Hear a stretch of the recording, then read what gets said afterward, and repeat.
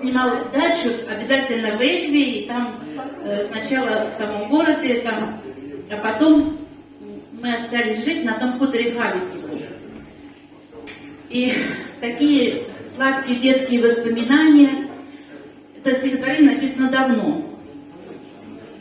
И там были такие радушные хозяйки, которые принесут своей душе. Я сейчас переведу, поскольку оно на эстонском языке написано.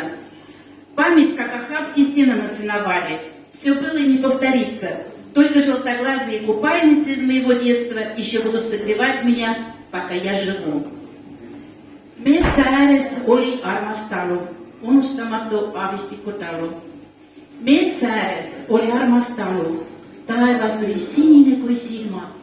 Jäi vaid lapsepõlve magusvalu, mälestus kui küünis heinavirnad.